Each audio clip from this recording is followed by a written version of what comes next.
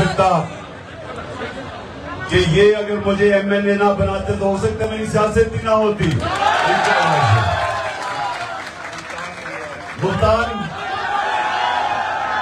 ملتان بھی ماشاءاللہ تحریک انصاف کا شہر ہے. یہ سارا کرک ہے. لکی مروت اس سے پیچھے ٹانگ کر ڈی آئی خان پیچھے بنو کدھر؟ اچھا بنو اکاڑا شاباش. بکر شاباش. اور تو رہ تو نہیں پہ گیا.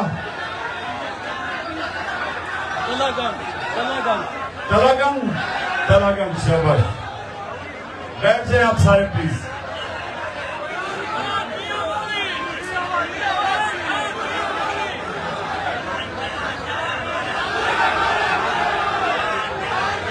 بیٹھ جائیں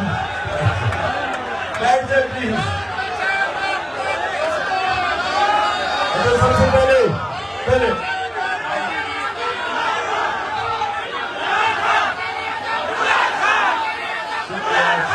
شکریہ.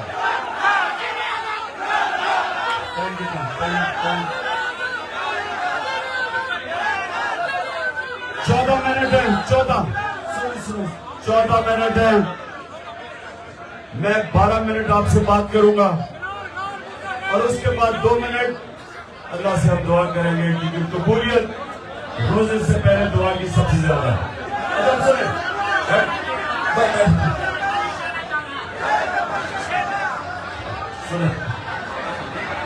دیکھو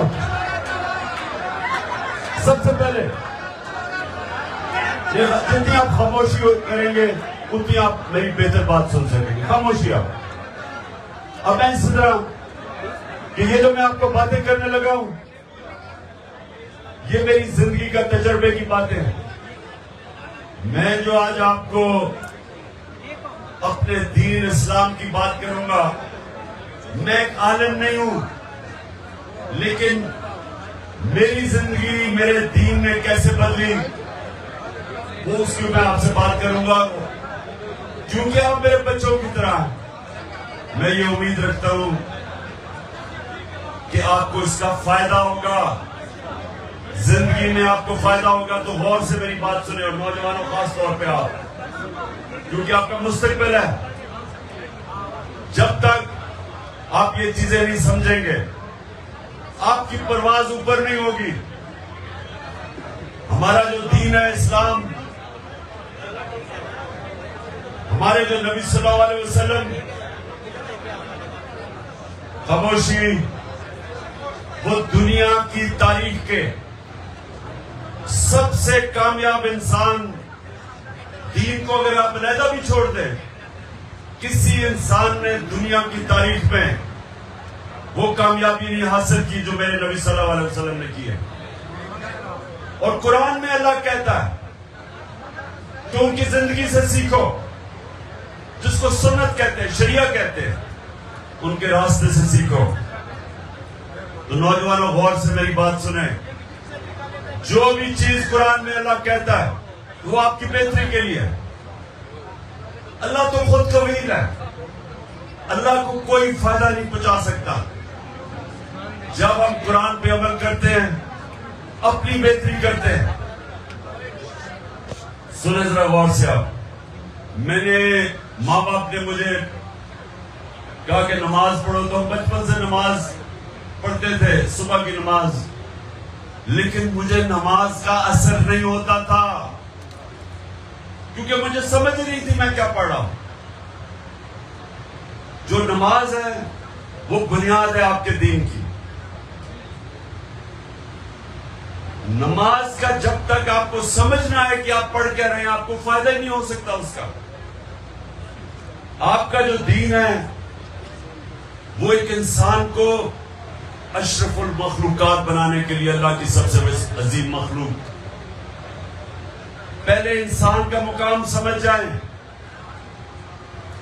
اللہ نے جب فرشتوں کو کہا کہ انسان کے سامنے جھکو، اور ابلیس نے کہا کہ میں نہیں جھکتا، یہ مٹی کا میں آگ کا ہوں، تو اللہ نے کیا کہا تھا؟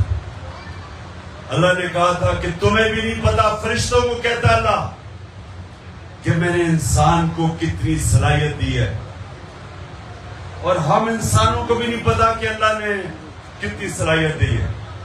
وہ صلاحیت نکلتی کیسے؟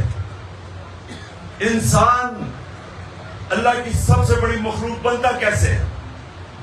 جب وہ نماز کو سمجھتا ہے، جو 5 وقت آپ کو اللہ کہتا ہے پڑھو، آپ نماز میں اللہ سے صرف ایک چیز مانگتے ہیں کہ اللہ مجھے ان کے راستے پہ لگا جن کو تو نے نعمتیں بخشی، ان کے راستے پہ نہیں جو تباہی کے راستے پہ چلے گئے۔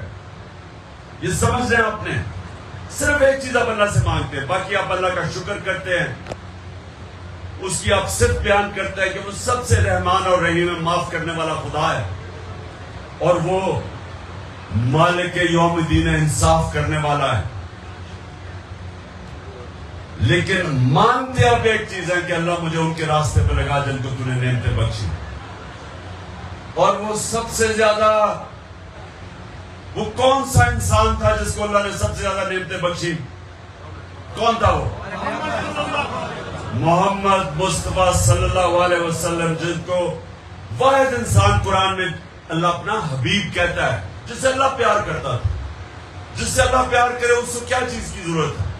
وہ سب سے عظیم انسان بن جاتا ہے۔ ویسے ایک کتاب لکھی ہوئی ہے، کسی انگریز نے، مائیکل ہارٹ اس کا نام ہے، اسے کتاب لکھی ہے کہ دنیا کے 100 سب سے گریٹسٹ مین، سب سے عظیم لوگ، نمبر 1 پہ ہمارے نبی صلی اللہ علیہ وسلم، کیونکہ کسی نے، وہ مسلمان نہیں ہے لیکن وہ یہ دیکھتا ہے کہ کسی انسان نے وہ چیز اچیو کی نہیں ہے، اس کو کبھی کتنی کامیابی ملی نہیں جتنے نبی صلی اللہ علیہ وسلم کو ملی ہے۔ اس لیے نماز میں آپ کہتے ہیں کہ اللہ مجھے ان کے راستے پہ لگا، ہم اللہ سے دعا کرتے ہیں کہ ان کی سنت پہ ہم چلیں، ان کے راستے پہ چلیں، کیونکہ وہ عظمت کا راستہ ہے۔ لیکن سنیں، لیکن وہ مشکل راستہ ہے، ان کی زندگی آسان نہیں تھی، مشکل زندگی تھی۔ اللہ نے اپنے حبیب کو جب رائے حق پہ لگایا، جب نبوت دی، تو 13 سال اس سب سے مشکل وقت سے اپنے حبیب کو گزارا، جس سے اللہ سب سے زیادہ پیار کرتا تھا۔ تو اگر اللہ چاہتا کہ ہم آسان راستے پہ لگے تو اپنے نبی صلی اللہ علیہ نبی کو بھی آسان راستے پہ لگا دیتا، لیکن نہیں، مشکل راستے سے گزارا، کیونکہ مشکل راستہ جو ہے وہ انسان کو طاقتور کرتا ہے۔ آپ ابھی کوئی نعرہ نہیں، کیونکہ آپ نے 7 منٹ رہ گئے اس کی، یہ سننا میری بات۔ اللہ نے انسان کو بنایا کیسے؟ انسان جب ایک بھاری ویٹ اٹھاتا ہے تو اس کا بازو تکڑا ہو جاتا ہے، وہ بازو کو استعمال نہیں کرتا، بازو ختم ہو جاتا ہے۔ سب سے بڑی طاقت آپ کا ذہن ہے۔ جب آپ مشکلوں کا سامنا کرتے ہیں، آپ کو سب سے بڑی ذہنی طاقت ملتی ہے، وہ جسمانی طاقت سے زیادہ ذہنی طاقت ہے۔ تو مشکل راستے سے کبھی ڈرا نہ کرو۔ میں اگر اچھا کھلاڑی بنا تھا تو میں سب سے زیادہ محنت کرتا تھا، میں پریکٹس کرتا تھا، ورزش کرتا تھا، ٹریننگ کرتا تھا، سب سے زیادہ کرتا تھا، اس لیے کامیابی ملی۔ میرے سے زیادہ ٹیلنٹڈ کھلاڑی تھے، لیکن میں ان سے آگے اس لیے نکل گیا کہ ٹیلنٹ نہیں، میں محنت ان سے زیادہ کرتا تھا، مشکلوں کا سامنا کرتا تھا، بڑا بڑا چیلنج لیتا تھا۔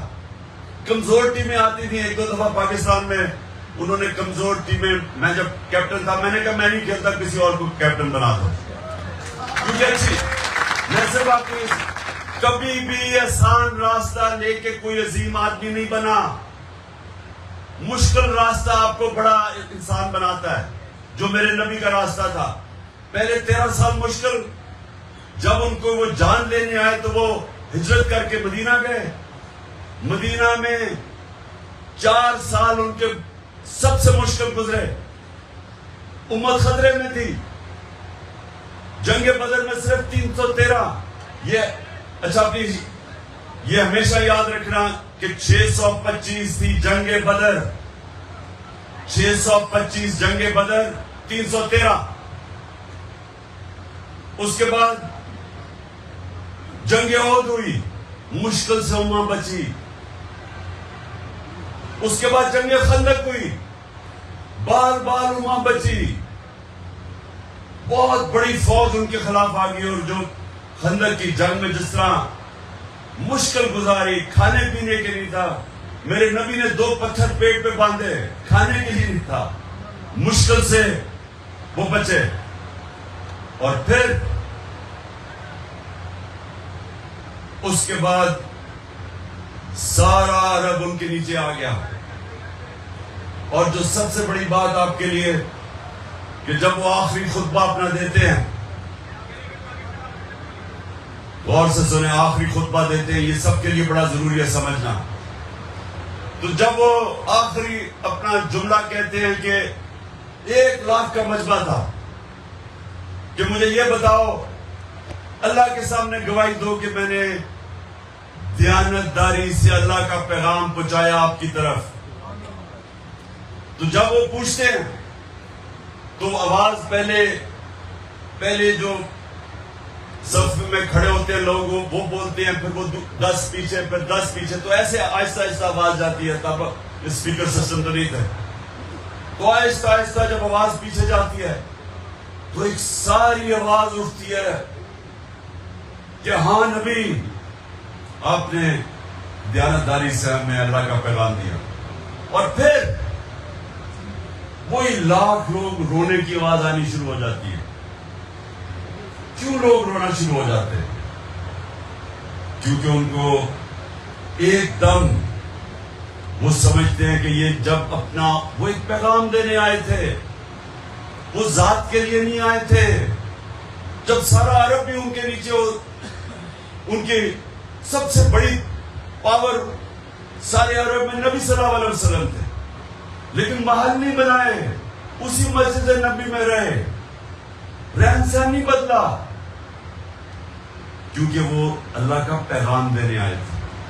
وہ اپنی ذات کے لیے نہیں آئے تھے. ان کی مشن بہت بڑی تھی، انسانیت کے لیے تھی. اور وہ جو آپ نے سمجھنا ہے کہ دیکھیں، ایک تو ان کا راستہ وہ ہے جو اس راستے پہ چلے گا آپ کی عظمت کا راستہ. مشکل راستہ ہے لیکن آپ کو وہ باقی انسانوں سے اوپر لے جائے گا. ان کا جو کردار تھا وہ 2 چیزوں کے اوپر بیس تھا، صادق اور امین. اب سب کو میں کہتا ہوں، اگر آپ نے زندگی میں اپنی عزت کروانی ہے اور غیرت سے زندگی گزارنی ہے، غیرت کی زندگی کے لیے 2 صفتیں آپ کو چاہیے، صادق اور امین. سچا اور انصاف کرنے والا. آپ اپنے گاؤں میں چلے جائیں، گاؤں میں آپ کے لوگ اس کی عزت کریں گے جو سچا ہوگا اور جو امانتدار ہوگا. آپ کے گاؤں میں لوگ اپنے مسئلے کے حل کروانے جائیں گے اس کے پاس. لوگ آپس میں لڑائی ہوں گی، وہ کہیں گے اس فلانے آدمی کے پاس چلو، وہ سچا آدمی اور وہ ایماندار ہے. عزت ہوگی اس کی. پیسے سے عزت نہیں آتی. اگر پیسے سے عزت آتی تو ابھی وہ بگوڑا بھی اور دوسرا زرداری بھی عزت دار ہوتے. پیسے سے عزت نہیں آتی. عزت آتی ہے آپ کے کردار سے. اور کردار میں 2 صفتیں، سچا، امانتدار، اور تیسری چیز لا الہ الا اللہ انسان کو غیرت دیتا ہے. جب آپ دعویٰ کرتے ہیں کہ اللہ تیرے سوا کسی کے سامنے نہیں جھکتا، وہ انسان کی عزت ہوتی ہے، غیرت ہوتی ہے. دین آپ کو غیرت دیتا ہے، اور آپ کی غیرت آپ کو جھوٹ بولنے سے بچاتی ہے. کیونکہ اگر میرا جھوٹ پکڑا جائے میں ذلیل ہوں گا. میری غیرت مجھے رشوت نہیں لینے دیتی. میری غیرت مجھے غلط کام کرنے سے روکتی ہے، کیونکہ میں ذلیل نہیں ہونا چاہتا. اور غیرت کا کوئی رشتہ پیسے سے نہیں ہوتا. غیرت کا رشتہ آپ کی، جب انسان اپنی عزت کرتا ہے دنیا اس کی عزت کرتی ہے، جو انسان اپنی عزت نہیں کرتا دنیا اس کی عزت نہیں کرتی. تو یہ یاد رکھنا کہ لا الہ الا اللہ اور غیرت اکٹھے غیرت دیتے ہیں ہمارا دین ہمیں. جب ایک مسلمان دعویٰ کرتا ہے کہ اللہ تیرے سوا نہیں کسی کے سامنے جھکتا اور کسی کے سامنے انسانوں کے پیسے کے سامنے جھکتا ہے، سب سے بڑا بت خوف کا بت ہے، ڈر کے کسی کے سامنے جھکتا ہے، میری نظر میں وہ شرک کرتا ہے، اپنی غیرت کھو بیٹھتا ہے. اور آپ نے سب نے یاد رکھنا ہے کہ لیڈر بننے کے لیے غیرت چاہیے، صادق اور امین چاہیے. روزہ ہمارا کھل گیا، آپ روزے کھولنے سے پہلے یہ دعا کریں. میں کرتا ہوں. اچھا پہلے